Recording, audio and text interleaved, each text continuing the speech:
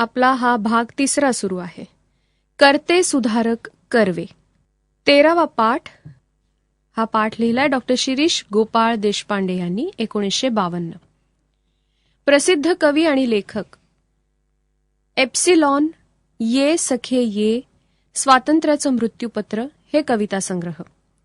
राजा शहाजी ही महाकादंबरी, शिवछत्रपती ही पटकथात्मक कादंबरी, अरण्यकांड, प्रचारक, पंचमस्तंभ, जन्मभूमी, पाताळयंत्र इत्यादी कादंबऱ्या. शून्य पूर्ण हा एकांकिका संग्रह असं चौफेर लेखन प्रकाशित. महाराष्ट्राबाहेर बडोदा येथील प्रादेशिक साहित्य संमेलनाचे तसंच वणी येथील 66व्या विदर्भ साहित्य संमेलनाचे अध्यक्ष. महर्षी कर्वे यांचं नाव समाजसेवक म्हणून चिरस्मरणीय आहे. कर्वे यांनी आपली सर्व कार्यशक्ती स्त्री शिक्षणावर केंद्रित केली. महिला विद्यापीठ ही कल्पना मूर्त रूपात साकार केली. समाजासाठी केलेल्या एकूण महान कार्यासाठी महर्षी धोंडो केशव कर्वे यांना 1958 साली भारतरत्न हा सर्वोच्च नागरी पुरस्कार देऊन भारत सरकारने त्यांच्या कार्याचा गौरव केला. प्रस्तुत पाठात लेखकाने महर्षी कर्वे यांच्या व्यक्तिमत्वाचा आणि कार्यांचा परिचय करून दिला आहे. रेखाचित्र आहे पाठाच्या सुरुवातीलाच महर्षी धोंडो केशव कर्वे यांचं. रेडिओवर रात्रीच्या बातम्यात आलं होतं की भारतरत्न महर्षी धोंडो केशव कर्वे यांचं वयाच्या 105व्या वर्षी निधन झालं. माझ्या आजोबांचे डोळे टिचले. कळत्या वयात जाणवू लागलं की नातेवाईक नसलेले गृहस्थ 105व्या वर्षी जाऊन सुद्धा त्यांच्यासाठी डोळे भरून येत असतील तर त्यांचं कार्य खूपच मोठं असलं पाहिजे. स्वातंत्र्य समराच्या ऐन धुमाळीच्या काळात म्हणजे 18 एप्रिल 1958 रोजी महर्षी कर्वे यांचा जन्म झाला. नंतर 15 ऑगस्ट 1947 रोजी राष्ट्रीय स्वातंत्र्यही त्यांच्या डोळ्यांदेखत कमावलं गेलं. पण स्वातंत्र्य केवळ राष्ट्रीय मिळून भागत नाही, स्वातंत्र्य संपूर्णच हवं असतं हे त्यांना आधीपासूनच जाणवत होतं. या देशातली स्त्री गुलाम आहे. राष्ट्रीय स्वातंत्र्य कमावल्यावर सुद्धा ती गुलामच राहील हे त्यांना दिसत होतं. तिला स्वतंत्र व्हायचं असेल तर तिला भान यावयास हवं की आपण गुलाम आहोत आणि हे भान शिक्षणाशिवाय येऊ शकत नाही. मात्र खुद्द भारतीय स्त्रीवर संस्कारच असे होत की ती आपल्या गुलामीला दागिना मानत असे. आपल्या समाजात स्त्रीचं स्थान देवीचं आहे असं भासवलं जात असेलही, पण तिला शूद्रातिशूद्र समजून तिचा प्रच्छन्न छळच केला जाई. सबब तिने शिक्षित व्हायलाच पाहिजे हे कर्व्यांना ठामपणे वाटत होतं. तथापि हे कार्य अतोनात कठीण आहे हेही त्यांना दिसत होतं. स्त्रीने स्वातंत्र्य कमवावं असं वाटणं म्हणजे खडकावर डोकं आपटण्यासारखं होतं. शांत सोशिकपणे सहिष्णू वृत्तीने राहिलो तर हे असिधारा व्रत परिपूर्ण होऊ शकेल याची त्यांनी खुणगाठ बांधली. सावकाश तरी हमखास हे कार्य करणं गरजेचं होतं. नुसत्या अडीअडचणी येतील असं नव्हतं. संपूर्ण समाजाविरुद्ध विद्रोह करावा लागणार होता. असं केलं तर समाज आपल्याला गिळून टाकायला येईल हे कळत होतं.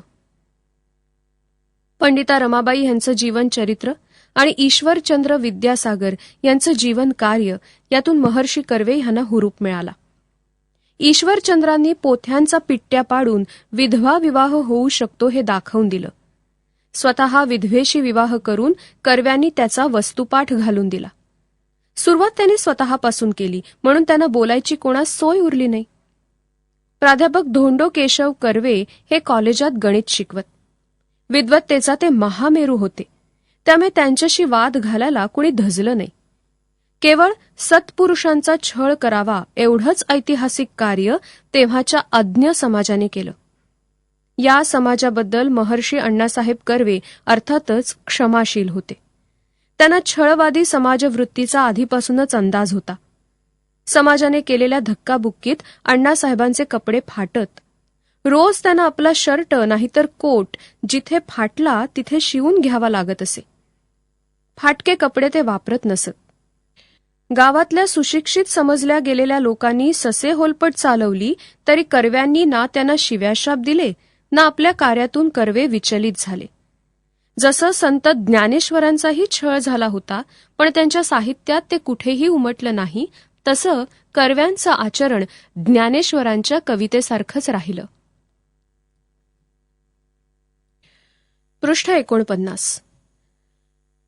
महर्षी कर्वे यांनी अनाथ बालिकाश्रमाची मुहूर्तमेढ रोवली. कालांतराने बालिकाश्रमाचे हिंगणा इथे स्थलांतर करून हिंगणे स्त्री शिक्षण संस्था असं त्यांनी तिचं नामांतर केलं. पईचा निधी आणि मुरुड निधी त्यांनी जमवला. त्यांच्यावर चाल करून येणाऱ्या समाजालाही या गोष्टीची पूर्ण कल्पना होती की यातील पईचा हिशोब कर्व्यांजवळ असणार आहे. कर्व्यांनी जमा केलेल्या निधीची उधळपट्टी तर केवळ असंभव. कर्वे स्वतः मोटार वापरत नसत. मैलोन गणती लांब असलेल्या आश्रमात ते पायी जात.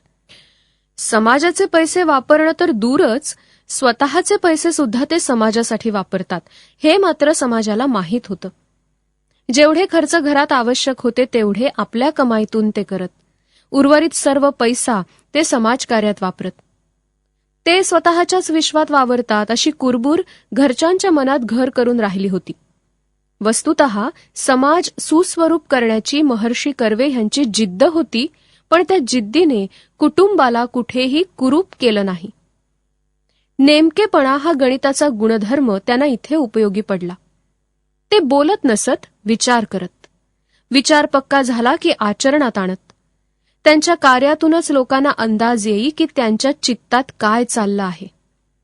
हे डावपेच नव्हते, उलटपक्षी बोलके सुधारक असण्यापेक्षा कर्ते सुधारक असणं हेच श्रेयस्कर असतं.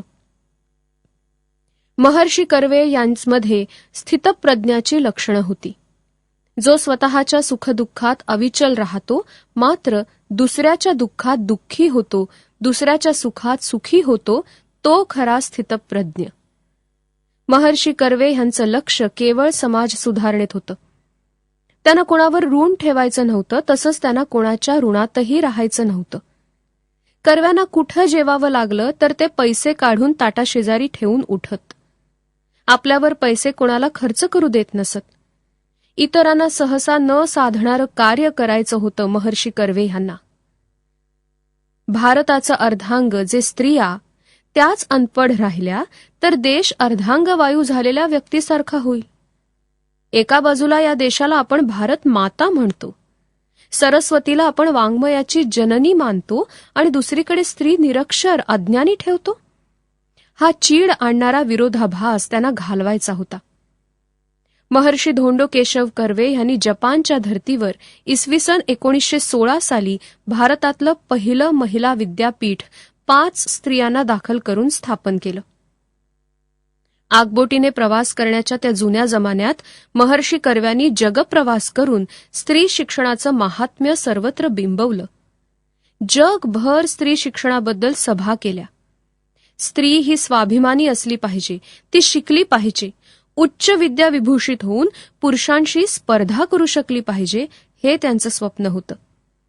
त्यात त्यांना 2 कार्य करावयाची होती. एका टोकावर स्त्री साक्षर करणं हे जटिल कार्य, आणि दुसऱ्या टोकावर तिला पुरुषांच्या बरोबरीने स्पर्धेत उतरवणं हे अटीतटीचं कार्य. पुरुषप्रधान संस्कृतीत स्त्रियांवरील पारतंत्र्याचं जोखड उखडून टाकावं हे महाकठीण काम होतं. गुरुत्वाकर्षणाविरुद्ध पृथ्वीबाहेर पडणाऱ्या रॉकेटसारखीच क्षमता तिथे आवश्यक होती. रत्नागिरी जिल्ह्यातील खेड तालुक्यातल्या शेरावली या गावी जन्मलेला हा मुलगा जन्मतःच महर्षी किंवा भारतरत्न म्हणून गणला गेला नाही. आपल्या जगत्या आयुष्यात हाल अपेष्टांची तमा न बाळगता एखादा मनुष्य केवढं अलौकिक कार्य करू शकतो त्याची मिसाल आहेत डॉक्टर धोंडो केशव कर्वे. लोकमानसाने त्यांना अभिमानाने महर्षी मानलं. राजमानसाने 1958 साली भारतरत्न या सर्वोच्च नागरी पुरस्काराने डोक्यावर घेतलं. एकदा विद्यापीठातल्या कर्व्यांच्या पुतळ्यामागे एक मुलगी रडत बसली होती. केवढ्याने रागवलो मी तिला.